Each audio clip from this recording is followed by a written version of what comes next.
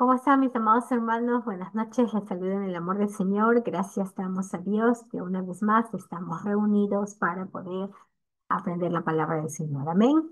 ¿Estamos listos?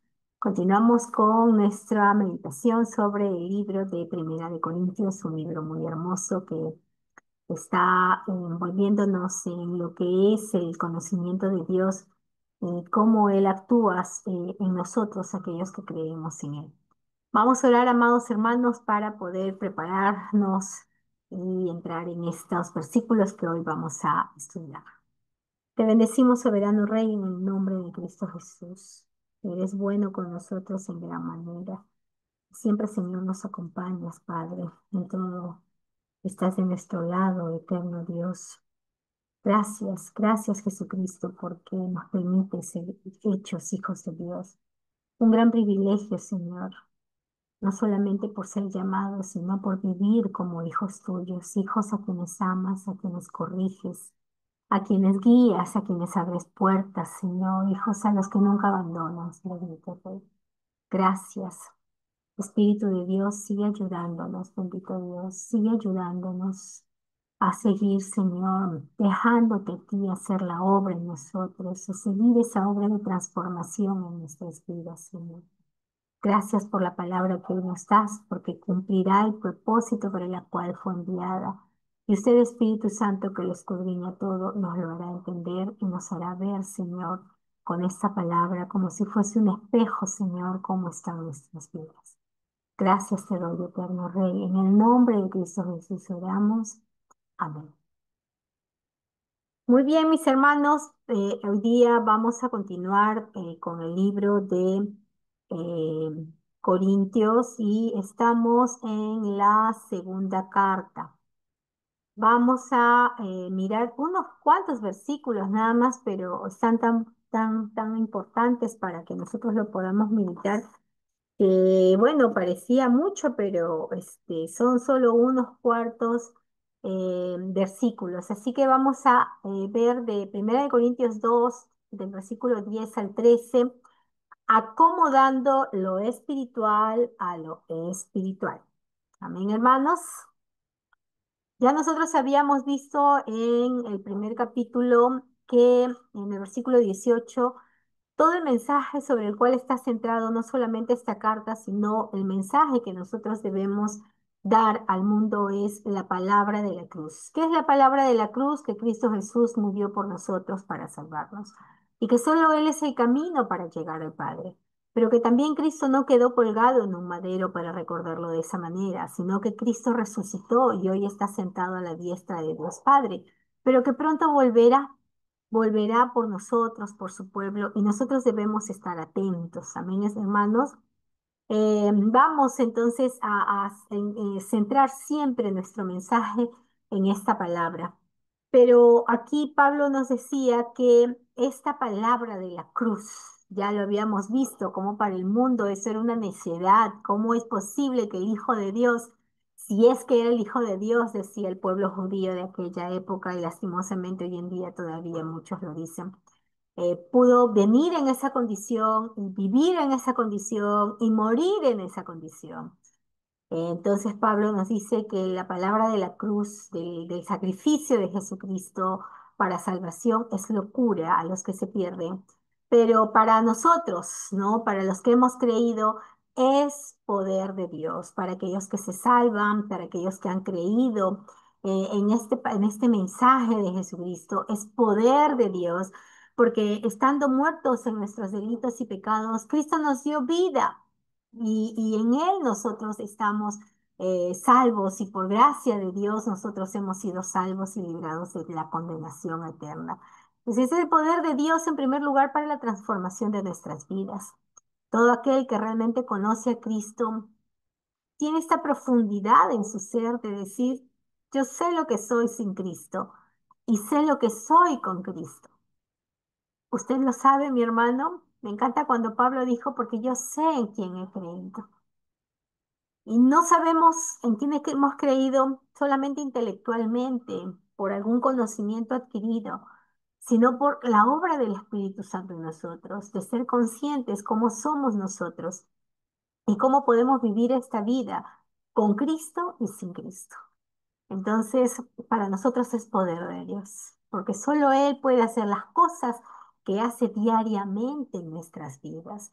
Solo Él nos puede sostener, solo Él nos puede llevar en este camino de la fe y seguir cada día adelante en medio de tantas dificultades que se puedan presentar, o aún en medio de la bendición, de la ganancia, pero que eso no nos aleja de Dios, no nos hace poner nuestro corazón en ellos, sino siempre mirando a Cristo. Entonces, esta es la verdad central de esta carta, la locura del Evangelio, pero no es locura porque realmente las cosas de Dios pues son tremendas, pero leíamos que para el hombre esto pues es locura porque dentro de su conocimiento, dentro de su sabiduría, hay una limitación.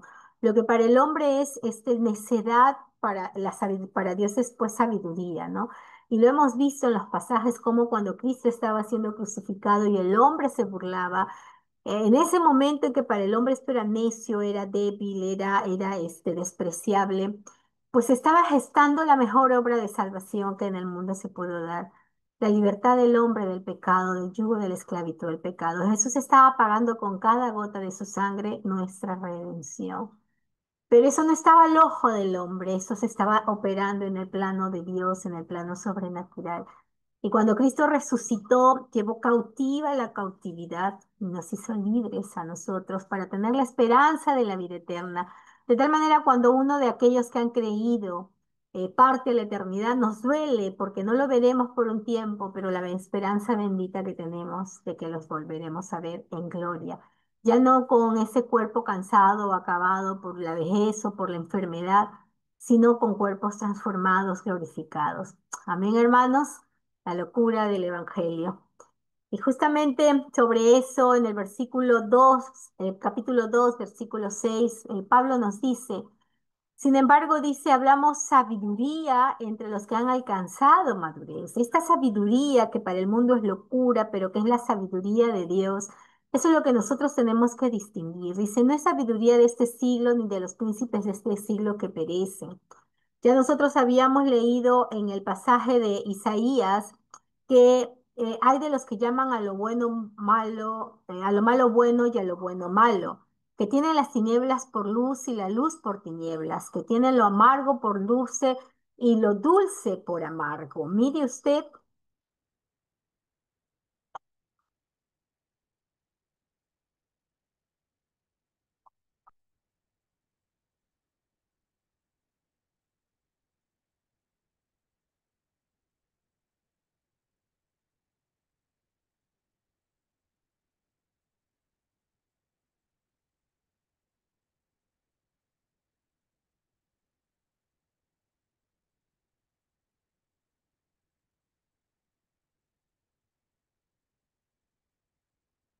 Que esta es la tendencia del mundo. Hoy en día es así. Hoy en día es así.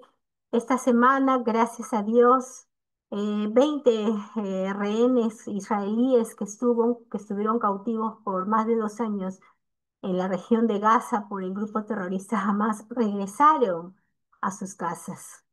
No, regresaron a sus hogares, pero es una pena cómo muchos noticieros y personas en el mundo tergiversaban esta verdad, ¿no? Estaba escuchando el testimonio de uno de estos rehenes que decía cuando estaba en esos túneles eh, empecé a hablar, decía, con una grieta, pero cuando me sacaron de ese lugar y me llevaron a otro lugar, empecé a hablar con un rayito de luz, decía él. Pero en un momento me llevaron a uno de los túneles donde no ingresaba nada de luz, pero empecé allí a recordar quién es Dios y empecé a hablar con Dios. Y fue Dios que cuando yo me estaba dando a entregar ya al abandono y a la muerte, yo aprendí a hablar con Dios porque ustedes saben que el pueblo de Israel por cultura les enseña quién es Dios, las oraciones y todo ello. Las oraciones que ellas las hacen según la Biblia, ¿no? Y empezó, él dice, a hablar con Dios. Y dice, yo he nacido en una fe en Dios que antes no tenía, que antes no tenía. pero es el pueblo de Dios, mis hermanos. Digan lo que diga mucha gente, está en la palabra, está en la promesa, son hijos de Dios. Pero para muchos se dice tanto de ellos. Y no solamente de ellos, sino en general, de todas aquellas creencias que como cristianos tenemos, hay oposición. Esto es lo que es el conocimiento del mundo, ¿no? ¿Qué más dice? Hay de los que se consideran sabios, de los que se creen inteligentes. Esto está en Isaías 5:18, perdón, en este caso hemos leído del 20 al 21. Entonces, Pablo acá nos está diciendo que hablamos de sabiduría entre los que han alcanzado madurez, esa madurez del conocimiento de Cristo, pero no ese conocimiento intelectual de conocer la Biblia, sino esa madurez de conocer al Señor en cada una de nuestras vivencias, en cada una de nuestro día a día, para que realmente podamos nosotros tener esa convicción de la fe. Entonces vamos avanzando. Ya en el versículo 9 dice, antes bien, como está escrito, cosas que ojo no vio, ni oído oyó, ni han subido en corazón de hombre, son las que Dios ha preparado para los que le aman. Y recordarán ustedes que estuvimos leyendo en este mismo pasaje acerca de estos misterios, de este misterio que estuvo oculto y que estaba oculto en el Creador y que muchas personas, aun aquellos que crucificaron a Cristo, no lo entendían, no lo conocían. Pero justamente Efesios 3:4 nos dice, en vista de lo cual leyendo podrán entender mi comprensión del misterio de Cristo. Acá Pablo escribiendo a la iglesia de Éfeso, ¿no? Dice, leyendo, se refiere a esta carta que él escribió, podrán entender mi comprensión del misterio de Cristo, que en otras generaciones no se dio a conocer a los hijos de los hombres, como ahora ha sido revelado a sus santos apóstoles y profetas por el Espíritu.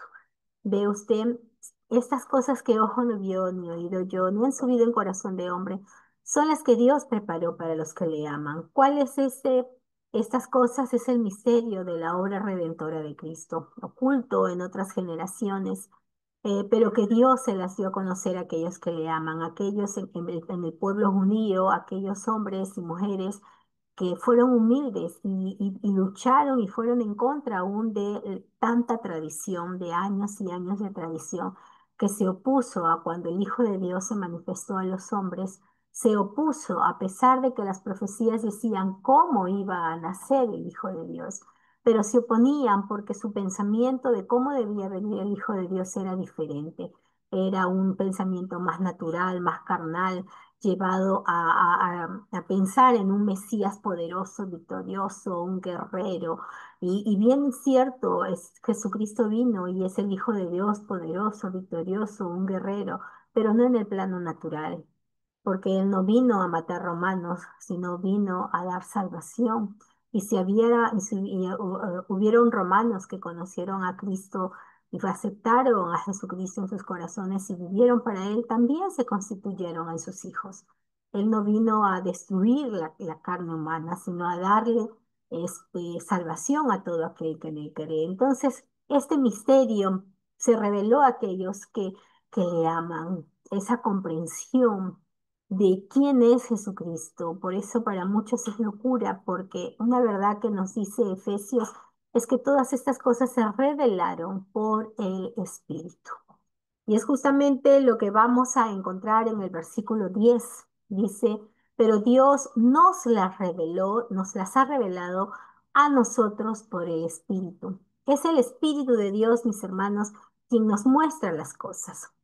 Si vamos a hacer una comparación, por ejemplo, cuando en una relación matrimonial, acá vemos, por ejemplo, el esposo está preocupado, está afligido, y la esposa le pregunta, ¿pero qué tienes? Y le mueve la cabeza, mueve la cabeza. Entonces ella se angustia, ¿no? O al revés puede ser, ¿no? Pero la pareja se angustia porque no sabe qué le sucede. Mientras no le revele lo que está pensando, no hay forma de que el otro sepa lo que está pensando. Entonces, cuando aquí nos dice que es el Espíritu quien nos reveló a nosotros, perdón, Dios nos revela a nosotros estas cosas que estuvieron ocultas, nos las reveló a nosotros por el Espíritu. ¿Cuántas personas todavía no entienden lo que es Dios porque no se acercan a Dios?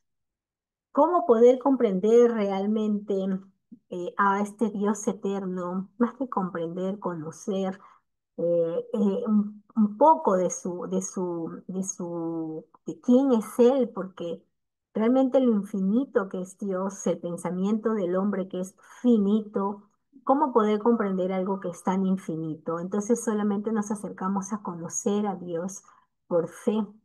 Y ¿quién nos ayuda en esto? ¿Quién nos guía a comprender, a este conocimiento de Dios? Dice la palabra que es el Espíritu Santo. ¿Por qué dice el versículo 10? Porque el Espíritu todo lo escudriña, aún lo profundo de Dios. ¿Qué dice Romanos 11:33 al 36? Leamos aquí Romanos 11:33 al 36. Oh, profundidad de las riquezas y de la sabiduría y del conocimiento de Dios. Cuán insondables son sus juicios e inescrutables sus caminos. Pues ¿quién ha conocido la mente del Señor? ¿O quién llegó a ser su consejero? ¿O quién le ha dado a él primero para que se le tenga que recompensar? Porque de él, por él y para él son todas las cosas. A él sea la gloria para siempre. Amén. Oh profundidad de las riquezas de la sabiduría y del conocimiento de Dios. Cuán insondables son sus juicios e inescrutables sus caminos. Pero ¿quién nos muestra esta profundidad de nuestro Señor? Es el Espíritu Santo.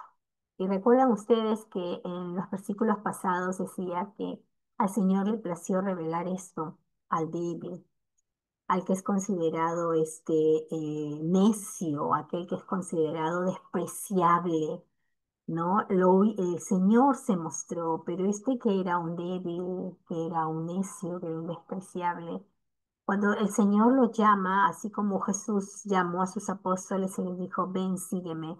Cuando tú escuchaste la palabra de Dios y el Espíritu Santo abrió tus oídos para que me entiendas, para que conozcas a Dios, porque cuando tú escuchas la palabra de Dios, no es tu buena voluntad la que te hace prestar atención, sino es el Espíritu Santo que abre tus oídos y ven, te dice, acá abrimos. Y tú dijiste, amén, Señor, yo te seguiré. En ese momento el Espíritu Santo viene a habitar en tu corazón y lo primero que te hace, te muestra, lo primero que te revela es que eres un ser pecador, que somos seres pecadores. Por eso cuando escuchamos la palabra de Dios y entendemos y decimos, Señor, quiero seguirte, quiero conocerte más, el Espíritu Santo nos revela nuestra condición y lo que hacemos a continuación es perdónanos, Señor. Perdóname porque me estás mostrando realmente mi condición delante de ti. Es el Espíritu Santo el que lo escudriña todo, aún dice lo profundo de Dios. Y va a revelar en nosotros ese amor de Dios, ese plan de Dios, ese propósito de Dios. Por eso es importante que como hijos de Dios siempre escudriñemos las escrituras, siempre estemos en oración para mantener este contacto, esta comunión que el Espíritu Santo hace en nosotros, para seguir allí, al pie de Cristo, conociendo más, escuchando su voz, guiándonos. Porque justamente dice, porque ¿quién de los hombres sabe las cosas del hombre sino el espíritu del hombre que está en él? Es el espíritu de Dios, el Espíritu Santo que está en nosotros. Dice, ¿quién de los hombres sabe las cosas del hombre sino el espíritu del hombre que está en él? Cuando tú conoces a Dios y empiezas a conocerle, hay cosas que tú no entiendes y el Espíritu de Dios que está en ti lo sabe y te empieza a mostrar desde pequeñas cosas, te ayuda a entender la palabra de Dios. En tu diario vivir empiezas a mirar con profundidad, con otros ojos tu diario vivir, tú dices, caramba, Dios, aquí estás, así es, te abre el entendimiento. Y cuando hay momentos en que tú ni siquiera entiendes, dices, no entiendo, Señor, no sé esto, no sé cómo hacer, no sé a dónde ir. Te pones en oración y el Espíritu Santo trae luz a tu vida, trae claridad a tu vida, te abre una puerta, hay esperanza en tu vida. pone personas en tu camino. Eso es lo que hace el Espíritu de Dios. Por eso debemos acomodar lo espiritual a lo espiritual. Así tampoco nadie conoció las cosas de Dios, sino el Espíritu de Dios. Nadie conoció las cosas de Dios, sino el Espíritu de Dios. Y justamente segunda de Pedro 1:21 nos dice, pues ninguna profecía, la palabra de Dios, sobre todo en el Antiguo Testamento, hubo mucha palabra de profecía respecto a Israel, respecto al Mesías, a Jesucristo. En el Nuevo Testamento tenemos mucha palabra respecto a lo que el Espíritu Santo puede hacer en nosotros. Tenemos mucha palabra también respecto a cómo el Señor va a hacer su segunda venida. Y en general, esta palabra que el Señor tiene para nosotros dice, ninguna profecía fue dada jamás por un acto de voluntad humana, algo que el Espíritu Santo se ha encargado de poder hacer para asegurar lo que conocemos como la Biblia, el Antiguo y el Nuevo Testamento, es que ninguna de las cosas que están ahí escritas ha sido escritas con un pensamiento humano, sino que dice hombres inspirados por el Espíritu Santo hablaron de parte de Dios. Justamente una de los criterios para la inclusión de los libros en la Biblia es que son hombres que fueron reconocidos como hombres de Dios, hombres temerosos, que por una vida realmente de testimonio de cómo Dios obraba y hablaba a través de ellos, es que fueron aceptados sus escritos dentro de lo que es las Santas Escrituras. Existen también libros conocidos como apócrifos que no han sido considerados como cartas, eh, como escritos inspirados por el Espíritu Santo, porque incluso existen contradicciones respecto a la palabra de Dios.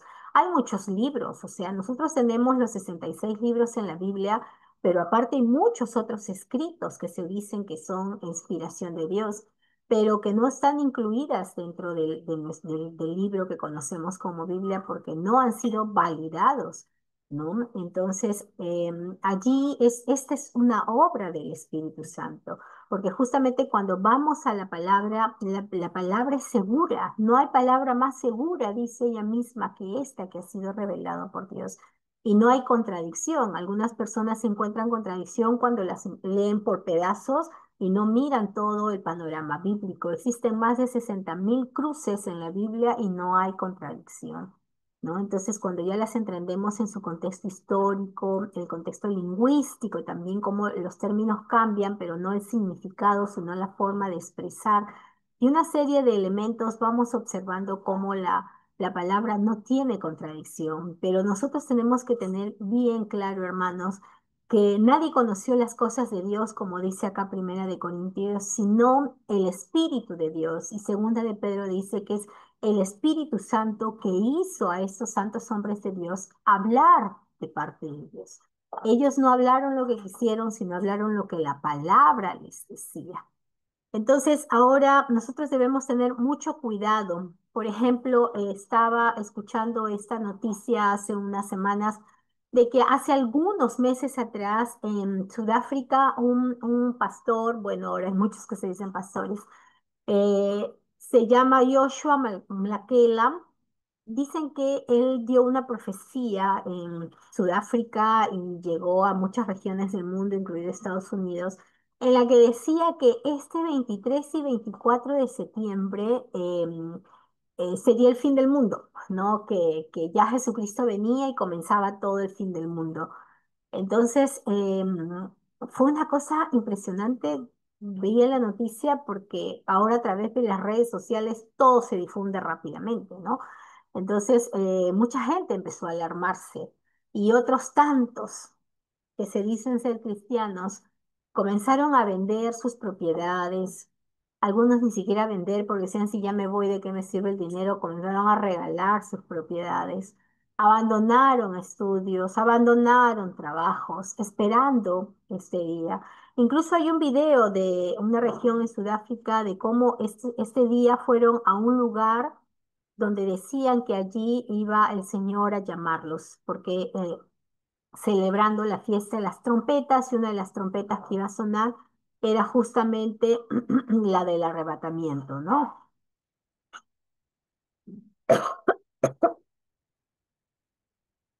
Están muy extasiados, contemplando el cielo a ver a qué hora suena la trompeta, mis hermanos. Por ahí vamos a ver que entre los árboles el sol brilla más y es donde la gente se pone más eufórica, ¿no? Ve, realmente, o sea, ya decían, ya es el momento, el Señor ya viene, el Señor está cumpliendo su promesa, ¿no? Y fue realmente una cosa muy impresionante, ¿no? Fue una cosa muy impresionante para muchos, pero si conociéramos la palabra, hermanos, ¿cómo puede estar el dicho de una persona sobre la palabra de Dios? Justamente en Mateo 24:36 es bien clara la palabra que dice, de aquel día y hora nadie sabe, ni siquiera los ángeles del cielo, ni el Hijo, sino solo el Padre. Entonces, muchas veces este es un ejemplo clásico, ¿no? Del arrebatamiento. Han habido muchos falsos profetas, ¿no? Pero ya este pasaje se ha ido difundiendo en muchos lugares, ¿no? Pero ¿por qué creemos este tipo de cosas y llegamos a estos extremos? Cómo la palabra de Dios tiene que convertirse en algo importante en nuestras vidas y no solamente un conocimiento, sino vivirla, ¿no? Por ejemplo, sin ir muy lejos, este predicador tiene en su mano una botellita que está vendiendo, es muy conocido. ¿Cuántos lo han visto en redes, en grandes cruzadas? Pero ahora está vendiendo esa botellita que tiene en su mano.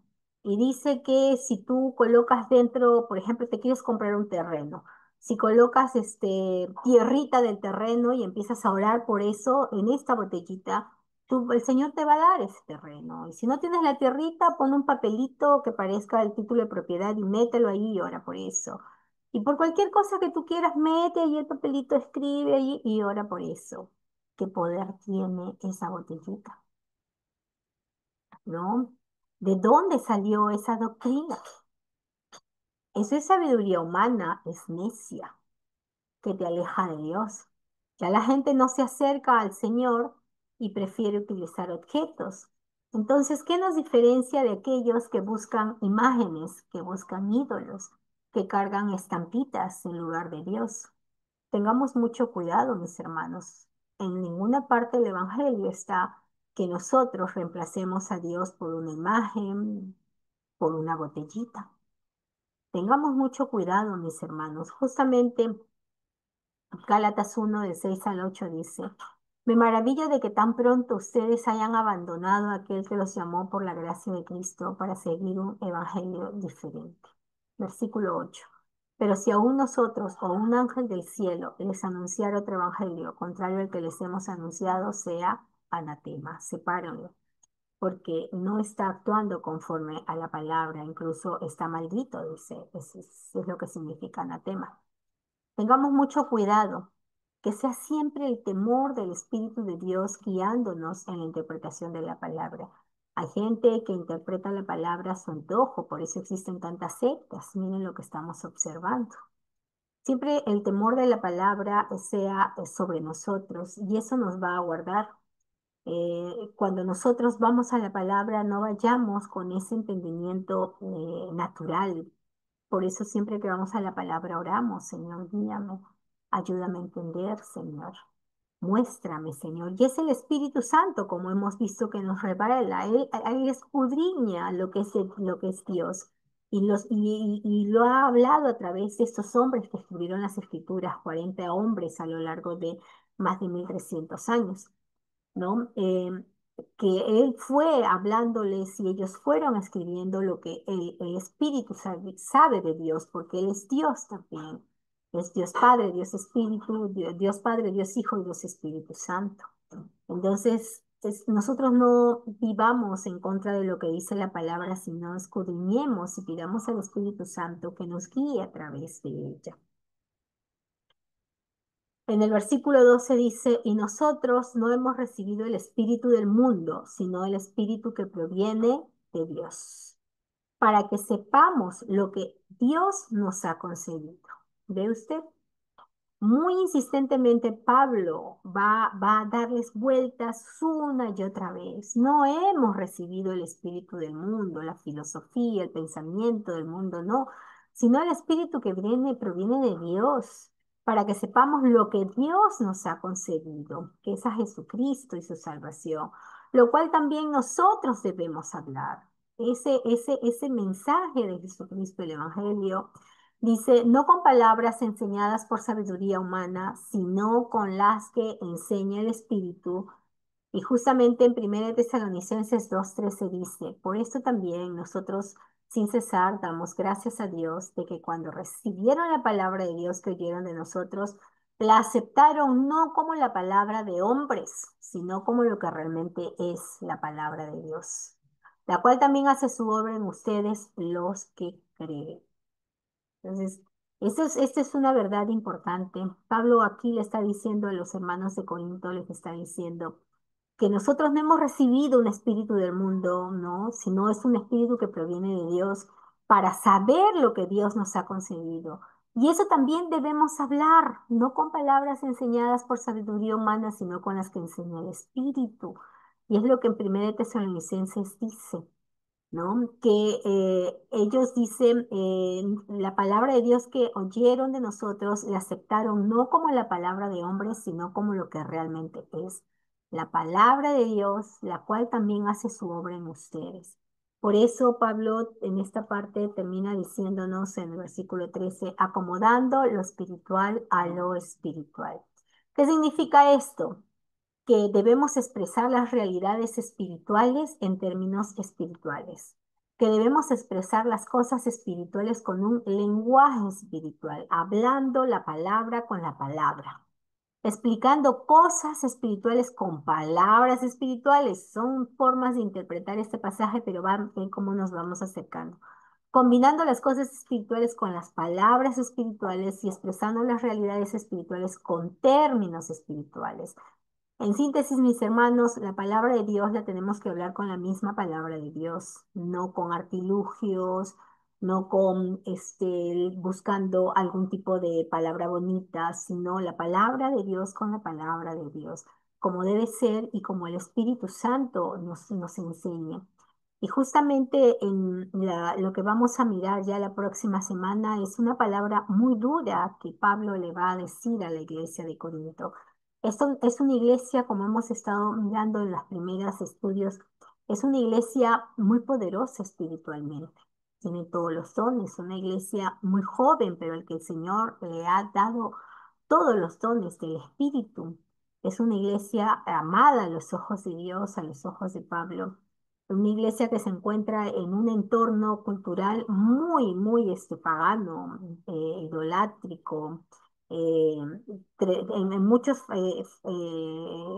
factores, con muchos elementos muy que te alejan de Dios, ¿no? Entonces Pablo está siendo muy duro. Primero empieza hablándole con mucho cariño, pero ahora les está revelando la palabra, cómo ellos han sido llamados, pero ahora les va a hacer bastante fuertes. Mire lo que vamos a ver la próxima semana. Dice el versículo 14. Pero el hombre natural no percibe las cosas que son del Espíritu de Dios, porque para él son locura, y no las puede entender, porque se han de discernir espiritualmente. Está hablando del hombre natural, del que no conoce a Dios. En cambio, el espiritual juzga todas las cosas, pero él no es juzgado de nadie, porque ¿quién conoció la mente del Señor? ¿Quién le instruirá? Mas nosotros tenemos la mente de Cristo. Pablo nos va a hablar de dos tipos de hombre, el natural y el espiritual. Y mire cómo comienza el capítulo 3. De manera que yo, hermanos, no pude hablaros como a espirituales. ¡Wow! ¡Qué tremendo! En el versículo 14 empieza a decir, hay un hombre natural y hay un hombre espiritual. Pero yo, le dice en el capítulo 3, versículo 1, no les pude hablar como espirituales, sino como a carnales. Bendito sea el Señor, qué llamada de atención, como a niños en Cristo. Os di a beber leche y no vianda, porque aún no eran capaces, ni sois capaces todavía, porque aún sois carnales, pues habiendo entre vosotros celos, contiendas, disensiones, no sois carnales y andáis como hombres. La próxima semana vamos a hablar del hombre natural, del hombre espiritual y del hombre carnal. Que Dios nos ayude, mis amados hermanos, que podamos hablar las cosas espirituales, acomodar las cosas espirituales a lo espiritual, que nuestra carne no nos lleve a querer acomodar la palabra para caer bien, para tantos fines como hemos visto ahora, ¿no? Este pastor dicen que habló sobre esta venida, era una persona que se hace llamar pastor y que busca mucho la publicidad en sus redes sociales, porque ustedes saben que mientras más seguidores y like tengas, ganas un buen dinero, ¿no? Y es una lástima que haga negocio con esto. La otra persona también vendiendo estas botellitas. Imagínese usted. Vamos a hablar del hombre carnal, del hombre natural y del hombre espiritual. Preparemos nuestros corazones para acomodar lo espiritual a lo espiritual. Amén, hermanos. Bendito sea, Señor, en el nombre de Cristo Jesús. Gracias por este tiempo que nos permite, Señor, comprender más allá, Señor, tu palabra. Espíritu de Dios, tu temor sea sobre nosotros para acomodar lo espiritual a lo espiritual. Que no contaminemos, Señor, tu palabra con nuestras ideas, nuestros pareceres, nuestras formas de hacer las cosas, sino de hacerlas, Señor, como tú nos pides, bendito Dios.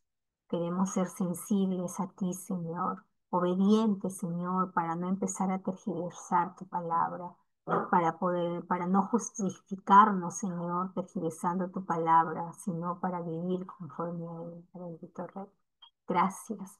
Gracias, Señor. Bendigo a mis hermanos, soberano Rey, en el nombre de Cristo Jesús. Amén. Amén, mis hermanos. Que el Señor los bendiga. Ya nos estamos viendo nuevamente la próxima semana.